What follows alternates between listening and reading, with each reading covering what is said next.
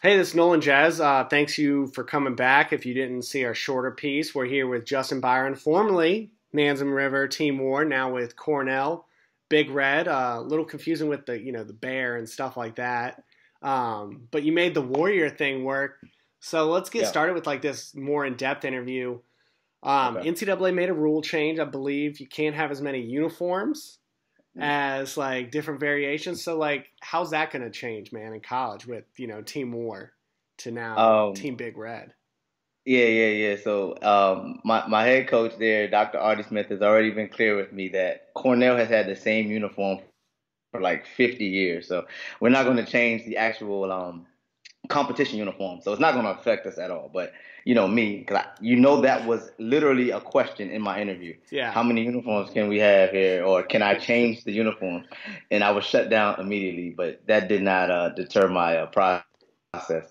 But he was clear that I could be creative with like warm ups and things like that. So we're just gonna freak the warm ups and be, really cool and dope in the warm up game. But as far as uniforms go, I am going from Team War 30 kits to traditional white top, red bottom every track meet, and I'm ready for it. You know what I mean? But our warm up's gonna be real. Don't even lie. Our warm up's Yeah, gonna be real. you can't play around track. I mean, it's important part No of sir. track. So when we talked about in like the shorter version of this, um, obviously college is a little bit different. Like you have to get the athletes there. You're going to Hmm. have some requirements with grades and academic stuff to Yeah. get kids there. Um, how are you going to try and build up a program? Because you basically built Nansen River from the ground up, and how are you going to try and do that at an Ivy League school? Yeah, man, it's going to be interesting, but I've always been one from young to college to, I mean, high school, college. I've always loved the challenge. I mean, I've been a competitor my whole life.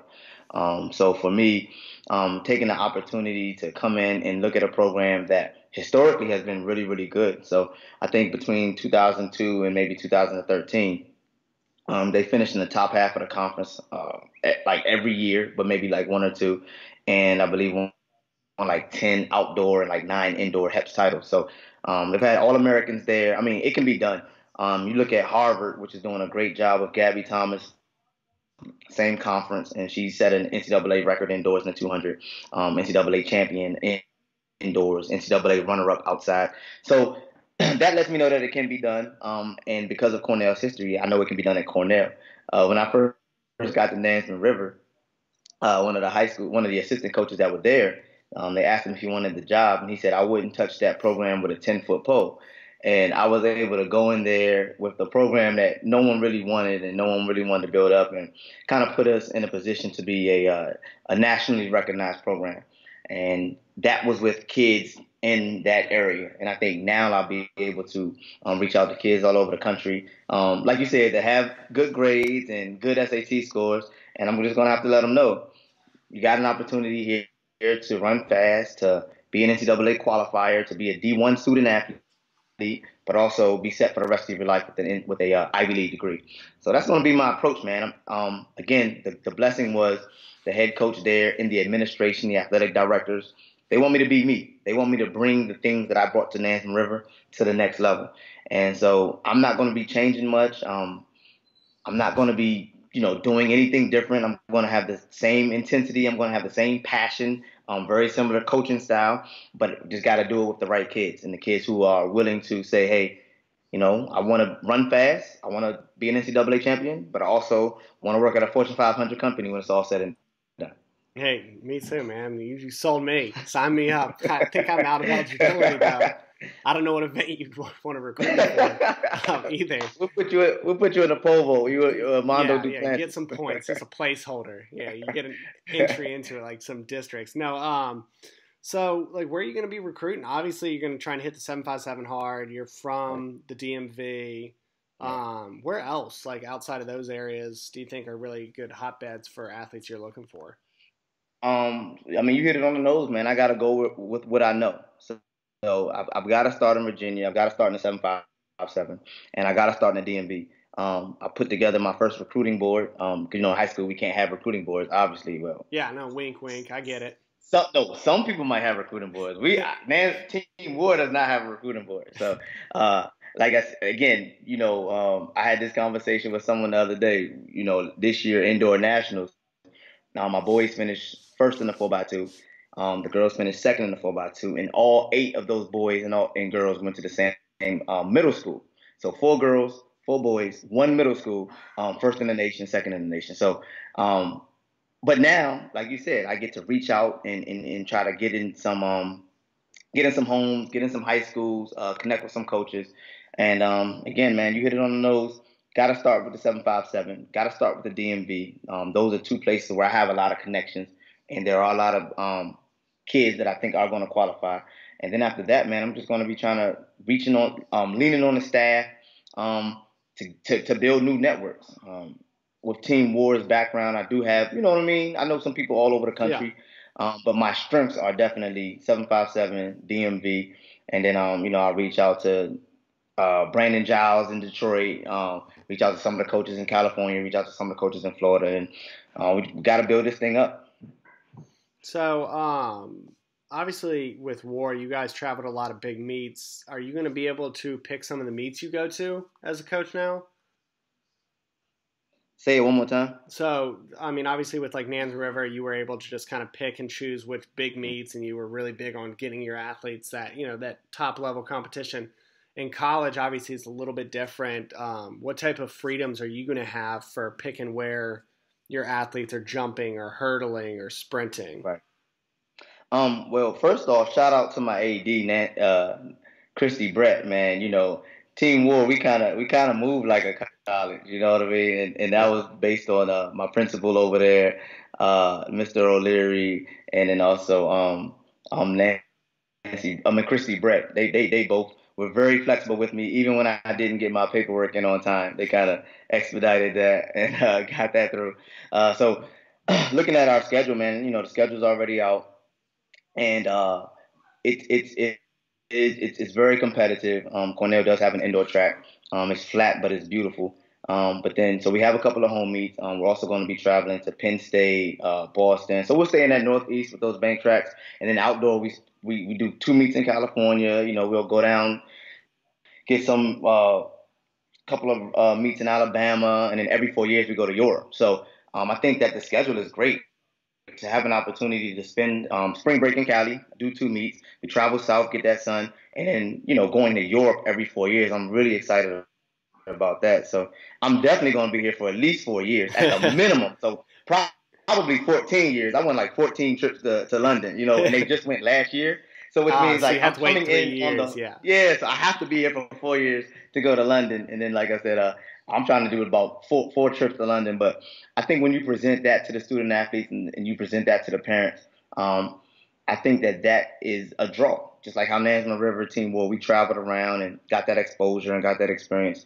It looks like Cornell is moving in that same direction, traveling around the country, finding the right meets, finding the sun, having a nice spring break, and getting international meets. So I think it's going to be even better than National River.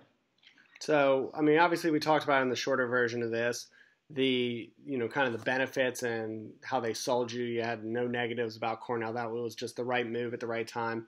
Let's look at it the other way.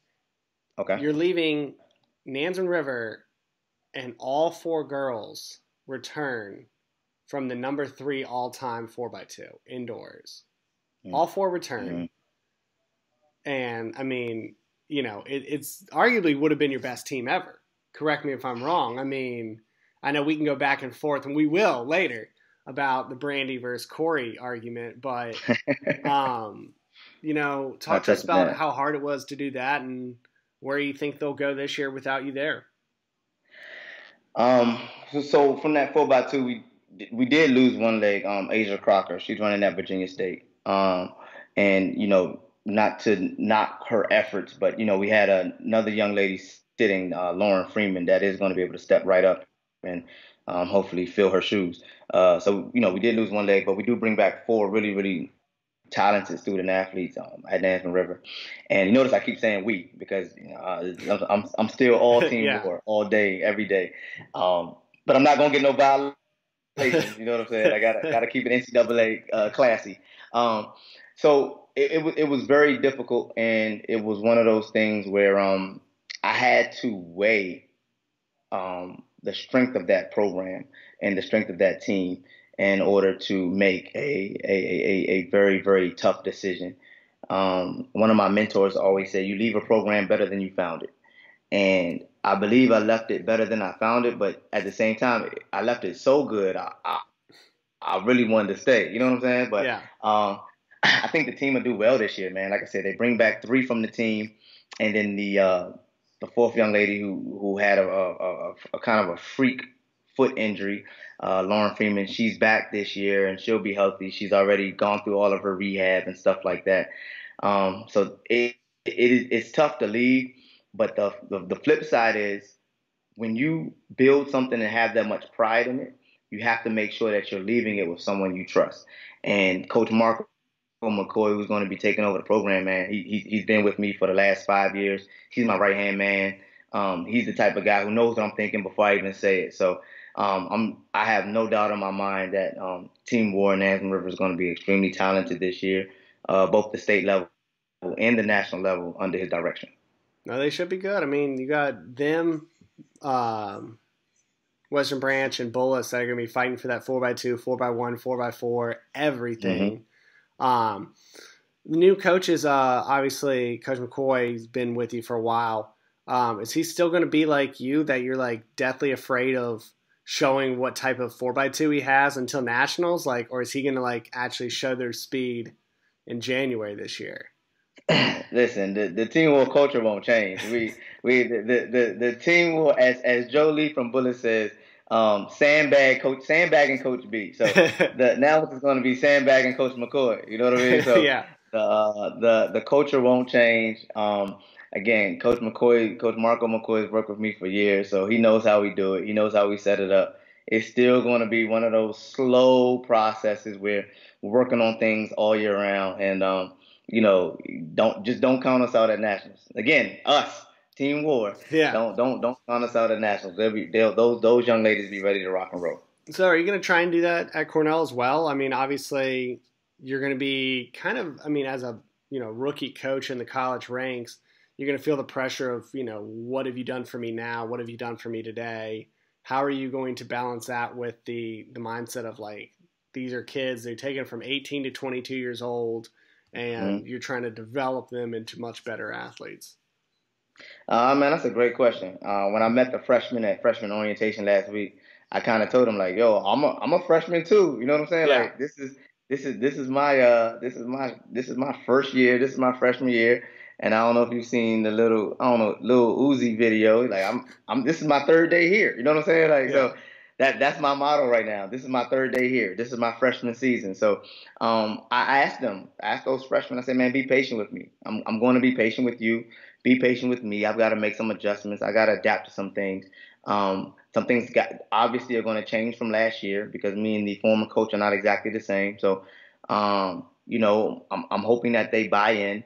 I'm hoping that they kind of, believe in this, commit to the process, commit to the program. And I think that if that happens, man, we're going to be able to do exactly what we did here in Nansemond River, but on a larger scale. Like you said, you got athletes that are bigger, faster, stronger. You have athletes that are older, higher track IQs, higher track ages. I mean, you're talking about student athletes getting Ivy League degrees. So we're literally talking about rocket scientists here. You know what I mean? So yeah. I hope my goal is to get them on the same page and on the same wavelength as myself, but also not look at them as Team War athletes or Nansemond River athletes, but kind of meet them where they are.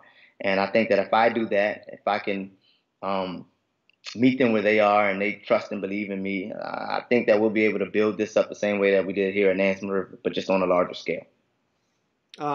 So, one of my favorite memories about you as a coach was that 4x4 at Outdoor Nationals. The one that got away from you, a lot of people don't realize, like, behind that. I mean, you were happy because you got the state record and beat Branch, but you did not beat Sydney McLaughlin. She has, perfect record over you, Joe, and Giles, right? Like, no one could ever beat her, but it looked like you guys actually had a chance at doing it. I'm Walk sick. us through that race. Tell the people that don't know exactly what race we're talking about and Man, what happened. how much time do we have? Like that was a tough one. So I guess this was what 4 years ago. I mean, I get sad every time I talk about it, but and I don't talk about this often. I try my best to not be a hypothetical coach. And Yeah. growing up in high school, my basketball coach, he was from South Carolina. He said, "Shoulda bees and coulda bees don't make no honey, Byron." So I never talk about what should have been or what could have been because that don't make no honey. But um, I mean, just to try to give you a full picture of what took place there. We went out to Arcadia earlier that year, and Carol Lyles got the baton on third leg. She took us from seventh place to first place. I'm sorry, seventh place to second place. She had the fastest split at Arcadia. We went to Penn Relays that year. Uh, we were the first American team that year. I don't think Union Catholic ran. We were the first place American team, so we got the watches. We lost to two Jamaican teams, and Carol Lyles had the fastest split out of any athlete at the entire meet high school. She split 53.8 in the cold, faster than all the Jamaicans, faster than all the Trinidadians, faster than all the California girls. I mean, she had the fastest split ever. I mean, at the meet. And so when we got to high school nationals, us moving stuff around as we normally do, when we did the Swedish that day or that weekend, I put Carol Lyles on the 300 leg just to get her warmed up and stimulated. Like, so she literally just had a 300, a 4x1, and a 4x4. I put on a 300 leg, and again, this is something that I do not talk about. Carol Lyles split 37-1 on the 300 leg. And so, quiet as it's kept, man, I knew that she was 52 ready, 52 low. That entire season, Brandi never split faster than her in any meet ever. Brandi, it was always Carol and Brandi, even though Brandi got all the credit because she was the anchor, but Carol Lyles did all the work. And the 4x1 prelims, Carol Lyles tore her ACL. And so, that was a tough one, and she couldn't go, and so we ended up putting a young lady in the race who hated the 400, said she would never run the 400, cried and did everything she could to get out of it, and she ended up splitting 56, and we ended up getting fourth. Union Catholic beat us, Motor City beat us, Western Branch beat us, and then we were fourth. And we were fourth with a 56 leg, and I think we ran 3:39.0. And I'm letting you know right now, like again, shoulda bees and coulda bees don't make no honey, but you can subtract 4 seconds from Yeah. 3:39 and kind of figure out what we were going to run that day. But like you said, for me personally, that was one of the happiest moments of my life to know that we went into a national race without our fastest leg, ran 3:39 flat, competed. They fought with heart and just pride and put it all on the line. Every leg did all they could do. We finished fourth, man, but that was the happiest fourth place I've ever had. So here, Well, I let's don't even know play. why you brought that up. I don't even know why you brought that up. So let's play a game of you have to pick one or the other. Okay. Yeah, Oh, we're gonna make it hard for you you. You got get to go out in real dirty. style. Like, that's So messed we'll up. start with some easy stuff. Would you have rather beaten let's see, beaten Sydney McLaughlin 4x4 or Jolie's All Star in any relay? Ooh, yeah, did you plan these No, questions? no. I mean, I've been thinking about This it for is a couple minutes, but yeah. our interview was going so professional, and now you just turned it so trashy. But since I'm on the spot, Sid is a fierce competitor, man, and what I love about her, even personally, her and Brandi are great friends. Brandi just had an operation on her foot, and Sid sent her like an edible arrangements, like you know what I'm saying, like Yeah. talking about a young lady who's probably the best in the world on some levels, and she still has the capacity to send her competitor an edible arrangements when she's down and out. Um, but saying as though Jolie is my guy and we like to really go back and forth talking trash, I would prefer to have beaten Jolie's All Star team and held that over his head than even beating Sid. But again, very very proud of Jolie and he's done there. But I think if I could have took that All Star team down, he would have. Oh, he would have been sick. He would have been sick. And I like to see Jolie sick. So I'm gonna go with B. Jolie's All Star team. Okay, 300 hurdler or 400 hurdler? Which one's better? Mm. Which you mean? Which is better? What? Which athlete's better, a 300 hurdler or a 400 hurdler? We're talking Oh, elite level. man, that's a tricky question. That's a really tricky question. So, I try to teach my athletes to, 400 hurdles is an event and 300 hurdles isn't, because you don't do it after high school. However, and this is going to be not popular decision. I've learned that athletes that run the 300 hurdles very, very aggressively, even if it doesn't translate to the 400 immediately, those are some really, really good athletes. Typically, you're looking at a 200-meter runner. You're just telling them to sprint and take these barriers. Whereas you can have a solid 400-meter hurdler who's not as aggressive, who's not as fast, but just strong. So, I think for the popular answer, I'm going to go with 400, but I would also say to coaches, man, don't sleep on 300 hurdlers. Although it doesn't always correlate to the 400 hurdles, what you got to do is look at those 300 hurdlers and see that they have a particular skill level and a particular strength that sometimes even good 400 hurdlers don't have. Okay, which is the better track, Boo Williams or CNU? Mm. I'm gonna say Boo because of the atmosphere. Like I think CNU probably has a better actual tech. The track is probably better. I've seen some fast times there, but Boo Williams is like the Armory of Virginia. You know what I mean? And even though there's not a lot of stands, and people always complain. I mean, it's Cameron Indoor. You know what I mean? Like Yeah. if you've ever seen a meet at Boo Williams, a state meet, everyone's clamored in. Parents are like fighting over seats. Hot dogs are being thrown around in the stands. Like it's literally the Cameron Indoor of high school track, and I think that kind of makes it special. So I'm definitely gonna go with Boo hands down. So last year, obviously, there was a huge matchup. You guys are 5A or were 5A, Right. and 6A is a little bit different. There's a big matchup in the 55 girls. I want to know who you were cheering for. Hannah Waller, Shadeja Ballard. Oh, I was cheering for a meat record. I'm really close with Killer Tyson, and I wanted that record to go down. I didn't care who broke it. Ballard is tough, man. Her sister is even tougher. But I like that Hannah Waller brought the noise. I like that she didn't back down. I tell people all the time, it's hard to beat a 757 athlete in the 757. And if I'm not mistaken, Waller won that race, right? Yeah, Waller is the first Yeah, girl to ever I'm, win a state title yo, in the it 55, is not from the hard to beat 757. a 757 athlete at Boo Williams. And for her to come down and show that type of tenacity, man, I'm excited. I'm excited to see her win. But I mean, I'm a 757 guy by default, so I was probably going for Ballard over Waller. Okay, let's think of another good matchup. I Who think. has more upside in Virginia right now? Hmm. Let's see. Who are the two best athletes that we can think of? All right. You got Makayla Rose, who's more of obviously a 4-8 specialist, or Janel Saunders. First off, I would like you to tell the people where Makayla Rose is zoned for.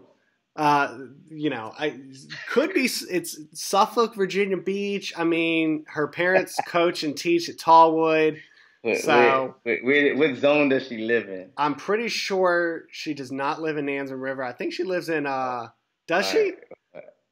You know exactly what zone she lives in. But it would have been great to have Makayla this year. Um, I think when you look at Janelle Saunders, man, she's a complete athlete. She checks a lot of boxes. Triple jump, high jump, hurdles. Uh, and she's still young. She has a lot of growing to do. I think she's going to have an amazing year this year. Um, and then when you look at Makayla Rose, she's kind of already there. And so when you look at upside, I think that I wouldn't count out either one of them. But from my personal opinion, man, I think Rose has got it. I think she's got something special, and it's not a knock on Saunders at all. I think Saunders is going to be great. I think she's going to be All State, All American, national champion. But I think that Rose, she just got something special, and I think that if I had to pick who has the most upside, even though they both have way more upside than the average athlete, I think I'm gonna go with Rose. Okay. 4x2 or 4x4? Which one would you rather win at You're nationals? enjoying this, man. You're really enjoying this. Go Yeah, get it ahead. What all we got? out one last time. One last time. All the coach beat drama. What we got? What's next? So, would you rather win the 4x2 or 4x4 at nationals? High school, Indoor, outdoor. outdoors. Outdoor 4x4. Outdoor 4x2 is not an event that we run outdoors. So to me, the 4x2 is great to win. In some states, Maryland has it as an interstate competition, North Carolina. So we acknowledge the 4x2, but outdoor definitely. If you want to win something, man, it's got to be one of the races. I believe that is that you compete at in your state meet. So 4x1, 4x4, 4x8, those are the way to go. The medleys, the 4x2s, I think those are awesome. And I never want to take that away from kids when they win them. But me personally, outdoor is going to be 4x4. Indoor is going to be 4x2. That one lap around in the armory, man, is special. I have probably almost gotten my team DQ like 4 or 5 times from jumping on the track and going crazy. So shout out to all the armory officials who didn't DQ Team War when I was running around the track. But that one time around, pass the baton, aggressiveness, intensity in that armory is just special. So if I had to choose between indoor 4x2 or outdoor 4x4, I'm definitely going with indoor 4x2 just because again the intensity. But outdoor, that's a great way to end that New Balance meet, man. Coming off that 4x4 with that W. I don't think that the 4x2 outdoor even matches up.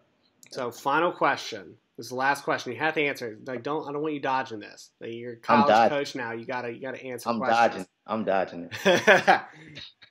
Brandi Johnson or Cory Carter? And we're talking like let's go like Cory Carter come next June. Let's do it that way because Brandi has all 4 college or 4 high school years in the books. Right.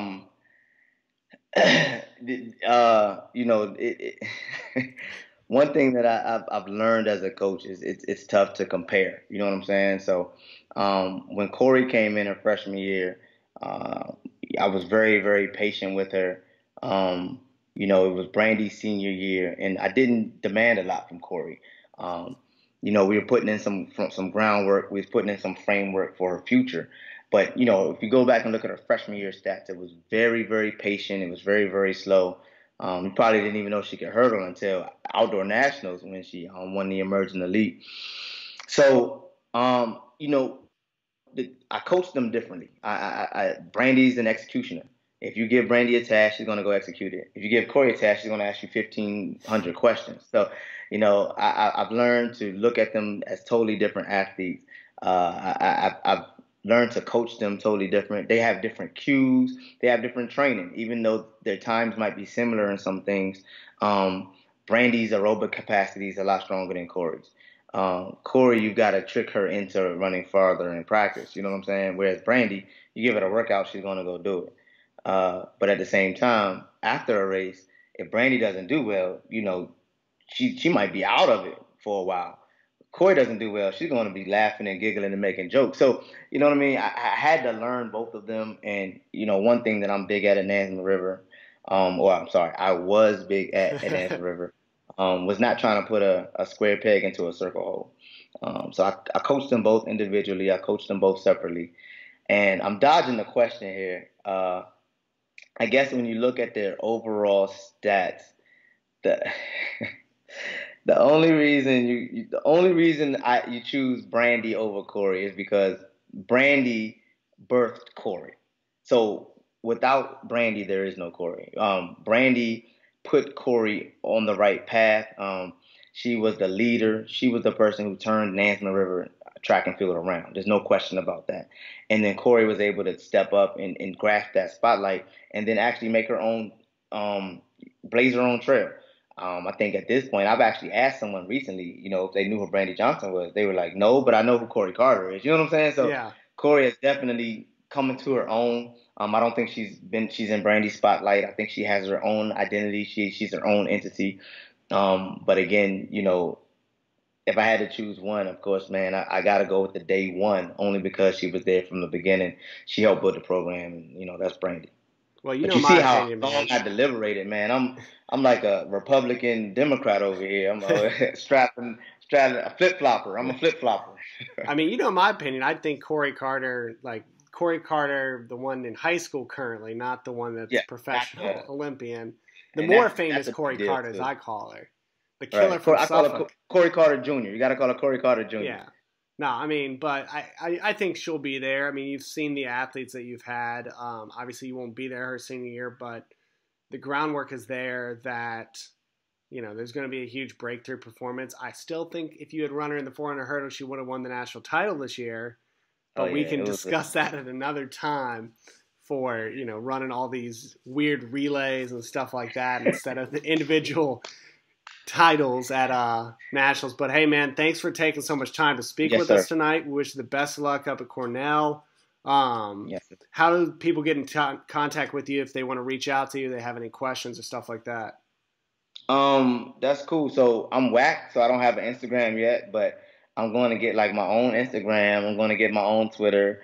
Um, and so my goal is because I have to recruit, so I've got to stop being such an introvert and start reaching out to some of these student athletes and start reaching out to some of these parents. But until then, like I have my official Cornell email, so like that's like a big thing. JB2633 at cornell.edu. JB2633 at cornell.edu. So that's the move, man. And this is a big deal too. You ready for this? I am now Coach Byron. Like I'm not even Coach B no more. That was like high school. That's senior. So as of today or yesterday when we came up with this, me and some of the coaching staff. So I am now Coach Byron because I'm making my transition to Cornell. Oh man, too much change these days in the United States for me. But hey, thanks again for talking, man, and wish you the No best of problem. luck. No problem. Nolan, man, can't thank you enough. Thank you for an awesome 7 years, man. And I'm sure that you'll find someone else to pick on and give hell to with articles and interviews and things like that, man. But definitely appreciate everything you do for track and field, brother. And like I said, I'm glad that I was able to be a part of the Suffolk community, the Nansemond River community.